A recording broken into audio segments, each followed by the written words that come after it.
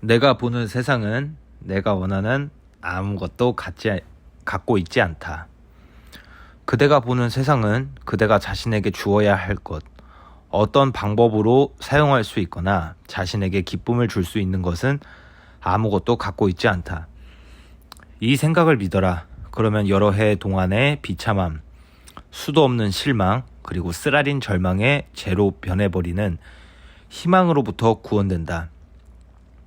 이 세상을 뒤로 하고 그 보잘것없는 영역과 사소한 방법들 너머로 높이 오르려면 이 생각을 진리로 받아들여야 한다.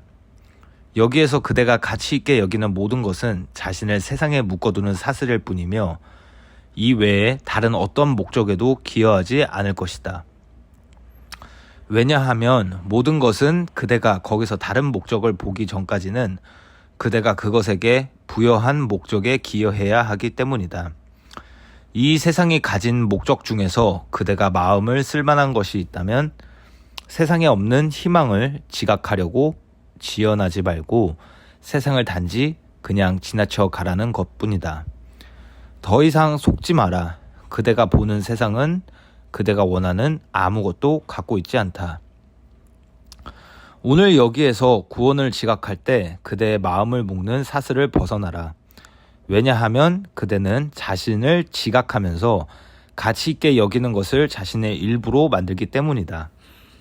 그대가 자신의 관점에서 자신의 가치를 키우려고 구하는 모든 것은 그대를 더욱 제한하고 자신에게 자신의 가치를 숨기며 진정으로 그대의 참나를 의식하도록 이끄는 문에 또 하나의 빗장을 걸 뿐이다. 몸의 생각과 관련된 어떤 것도 구원에 이르는 그대의 과정을 지연시키게 하지 말고 세상이 그대가 원하는 무언가를 갖고 있다고 믿으려는 유혹이 그대를 멈추게 하지도 마라. 여기 있는 어떤 것도 소중하지 않다. 여기 있는 어떤 것도 한순간이나마 지연시키거나 고통을 받거나 궁금해하거나 의심할 가치가 없다. 가치 없는 것은 아무것도 주지 못한다. 가치 없는 것 안에서는 확실한 가치를 찾을 수 없다. 오늘 우리는 세상에 부여했던 가치에 대한 모든 생각을 보내버리는 연습을 한다. 우리는 세상의 측면이나 세상의 양상이나 세상의 꿈에 부여했던 목적들로부터 세상을 자유로이 놓아준다. 마음 안에서 우리는 세상에 아무런 목적도 두지 않으며 세상에게 바라는 모든 것으로부터 세상을 풀어준다. 따라서 세상으로부터 자유로 향하는 문을 걸어 잠근 사슬을 풀며 모든 하찮은 가치와 축소된 목표 너머로 간다. 잠시 평화롭게 고요히 있어라. 그대의 마음을 사슬에서 풀어줄 때 자신이 세상 위로 얼마나 높이 솟아오를 수 있는지 보고 마음으로 하여금 편안하게 느끼는 수준을 찾게 하라. 그대의 마음은 잠시 자유로워진 것에 감사할 것이다. 마음은 자신이 어디에 속하는지를 안다. 마음의 날개를 풀어주어라. 그러면 확신과 기쁨 안에서 훨훨 날아올라 자신의 거룩한 목적에 합류할 것이다. 마음으로 하여금 창조주 안에서 쉬게 하고 거기서 건전함과 자유와 사랑으로 회복시켜라. 오늘 그대의 마음에게 세 차례 10분씩 휴식을 주어라. 휴식 후 눈이 떠지면 눈에 보이는 어떤 것도 전에 보았을 때만큼 가치 있게 여겨지지 않을 것이다.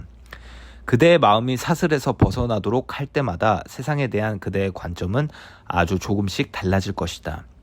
세상은 마음이 속한 곳에 있지 않다. 그대는 마음이 있고자 하는 곳, 그대가 세상으로부터 마음을 해방시킬 때 마음이 가서 쉬려고 하는 곳에 속한다. 그대의 참 안내자는 확실하다.